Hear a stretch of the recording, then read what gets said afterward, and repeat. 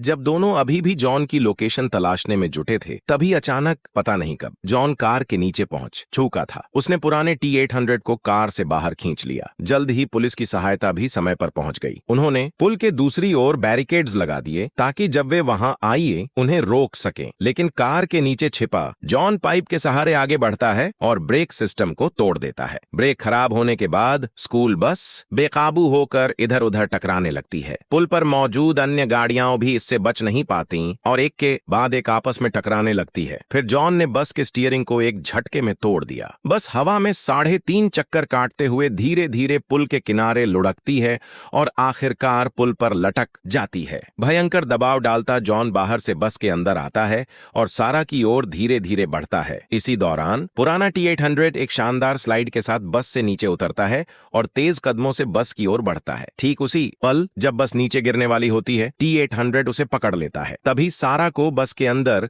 T800 का छूटा हुआ मैग्नेटिक ग्लव दिखाई देता है। वह बिना कुछ सोचे ग्लव पहनती है और जॉन के चेहरे पर जोरदार मुक्का जड़ देती है। ये मुक्का इतना जोरदार होता है कि जॉन हिल जाता है और लगभग नीचे गिरने वाला होता है। T800 अपनी दूसरी बांह से सारा का एक हाथ पकड़ता है और सारा दूसरी बांह से सारा का दूसरा हाथ। फिर T800 तुरंत बस को छोड़ देता है, जिससे वह नीचे गिरने लगती है। जॉन समय पर ऊपर नहीं चढ़ पाता और बस के साथ समुद्र की गहराइयों में समा जाता है। सब लोग खतरे से बाहर निकलते हैं, लेकिन अभी सांस भी नहीं ले पाते कि उन्हें पता चलता है कि पुलिस ने उन्हें चारों ओर से घेर लिया है। T800 आसपास के पुलिसकर्मियों को स्कैन करता है। सभी लोग निर्दोष लोगों को नुकसान न पहुंचाने के लिए आत्मसमर्पण करने का फैसला करते हैं। फिर उन्हें पुलिस स्टेशन ले जाया जाता है। पुलिस उनकी पूछताछ शुरू करती है। वे एक छोटे लड़के को लाते हैं जिसके फिंगरप्रिंट्स सारा से मिलते हैं। यह 2017 का काइल रीज ली एस है। पुलिस उससे पूछती है कि क्या वह इस आदमी को जानता है। लड़का कहता है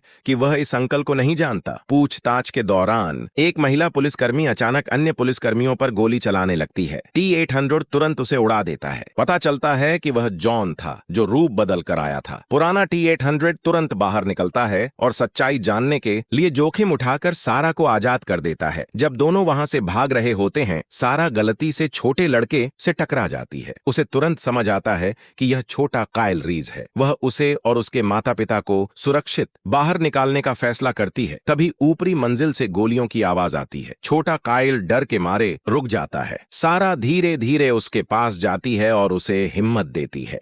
पता चलता है कि यही वह पल था जब काइल ने सारा की यह बात सुनी थी, जिसके कारण बड़ा काइल समय यात्रा के दौरान यह दृश्य देख चुका था। इसके बाद छोटा काइल अपने माता पिता के साथ पुलिस स्टेशन से निकल जाता है। सारा और बाकी लोग एक हेलीकॉप्टर से भागने की तैयारी करते हैं, लेकिन जैसे ही वे चढ़ने वाले होते हैं, जॉन फिर से पीछा करते हुए आ जाता है। T800 सभी को कवर देता है और जॉन से लड़ते हुए पीछे हटता है, लेकिन जॉन उनका पीछा नहीं छोड़ता। जब देखते हैं कि जॉन से पीछा नहीं छुड़ाया जा सकता, T800 फैसला करता है कि वह जॉन को रोकेगा ताकि सारा और काइल साइबरडाइन कंपनी जाकर स्काईनेट को नष्ट कर सकें। लेकिन T800 जॉन जितना शक्तिशाली नहीं है और वह ज्यादा समय नहीं कमा सकता। जब सारा और काइल साइबरडाइन कंपनी पहुंचते हैं, जॉन पहले से ही वहां उनका इंतजार कर रहा होता है। सारा और काइल पूरी ताकत से जॉन पर हमला करते हैं, लेकिन जॉन पर इसका कोई असर नहीं होता। हालांकि बंदूकें जॉन के लिए बेकार हैं, मैग्नेटिक हथियार उसे रोक सकते हैं। इसके बाद सभी लोग इमारत में बम लगाने लगते हैं ताकि स्काईनेट और पूरी इमारत को नष्ट किया जा सके। तभी उन्हें पता चलता है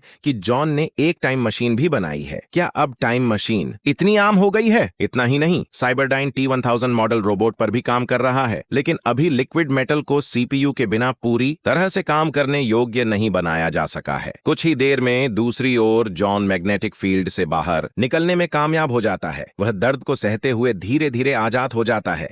जैसे ही सारा और अन्य लोग बम लगाकर उसे सक्रिय करने वाले होते हैं, जॉन सारा की मां को अपने कब्जे में ले लेता है, लेकिन उसे बम का रिमोट कंट्रोल नहीं मिलता। सारा अपने पिता T800 से कहती है कि वह बम को तुरंत सक्रिय कर दे, लेकिन T800 रिमोट को देखते हुए हिचकिचाता है क्योंकि विस्फोट सारा और बाकियों को भी मार देगा। उसका प्रोग्राम उसे ऐसा करने से रोकता है। तभी काइल वहां देर से पहुंचता है। उसे समझ नहीं आता कि क्या हो रहा है, लेकिन सारा उसे एक इशारा देती है। काइल T800 के हाथ में रिमोट देखता है और सब समझ जाता है, लेकिन ठीक उसी पल जब बम सक्रिय होने वाला होता है, जॉन T800 के हाथ से रिमोट छीन लेता है और स्काईनेट को नष्ट होने से बचा लेता है। T800 तुरंत जॉन से भिड़ जाता है। लड़ाई के दौरान रिमोट भी नष्ट हो जाता है। सारा और काइल के पास अब कोई और रास्ता नहीं है। इस समय मैग्नेटिक ग्लव्स के साथ T-800 ही एकमात्र ऐसा है जो जॉन से सीधे टक्कर ले सकता है। वह जॉन को प्रयोगशाला में धकेलता है और उस पर मुक्कों की बौछार करता है, लेकिन नैनो मॉलिक्यूल्स से बना जॉन हर नुकसान को जल्दी ठीक कर लेता है। फिर वह T-800 पर जवाबी हमला करता है। कुछ ही पलों में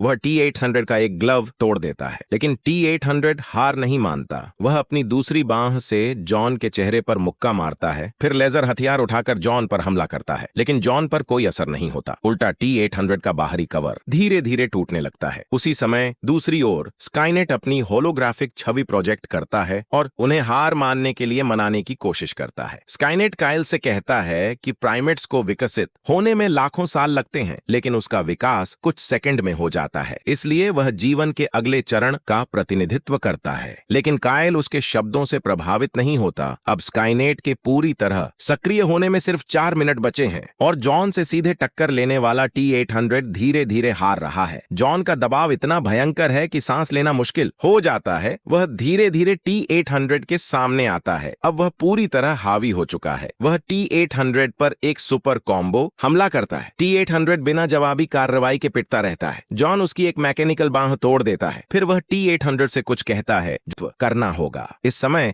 T-800 पूरी तरह टूट चुका है, लेकिन वह फिर भी हार नहीं मानता। तभी सारा और काइल समय पर पहुंचते हैं। दोनों मिलकर पूर्व पश्चिम की रणनीति अपनाते हैं और T-800 के लिए समय निकालते हैं। T-800 जॉन का ध्यान भटकने का फायदा उठाता है और अपने मैग्नेटिक ग्लव से जॉन के दिल में जोरदार मुक्का मारता है। मैग्नेटिक फील्ड की तीव्र हस्तक्षेप के कारण जॉन तुरंत हिल नहीं पाता। T-800 जॉन को टाइम मशीन में फेंक देता है और काइल से कहता है कि वह इसे तुरंत शुरू कर दे। टाइम मशीन में जॉन के लिए हानि रहित खास क्वांटम मैग्नेटिक फील्ड अभी बनाया नहीं गया है, इसलिए इसमें बना सामान्य मैग्नेटिक फील्ड जॉन जैसे नैनोमॉलिक्यूलर ट्रांसफॉर्मर के लिए घातक हो सकता है, लेकिन यह T-800 को भी नष्ट कर देगा। सारा इसे रोकना चाहती है, लेकिन T-800 कहता है कि अब समय नहीं है। जैसे ही टाइम मशीन की ऊर्जा अपने चरम पर पहुंचती है, एक विशाल मैग्नेटिक फील्ड T-800 और जॉन को घेर लेता है। टाइम मशीन में मैग्नेटिक फील्ड बढ़ता जाता है और दोनों अलग अलग समय के टर्मिनेटर धीरे धीरे टुकड़े टुकड़े होकर बिखरने लगते हैं। यह कहानी टर्मिनेटर साई फ्रेंचाइजी से प्रेरित है, जिसमें जॉन कॉनर, सारा कॉनर, काइल रीज और T-800 जैसे किरदार हैं। यह संभवतः टर्मिनेटर, डार्क फेटा या किसी काल्पनिक 7वीं फिल्म की कहानी से प्रभावित है। आप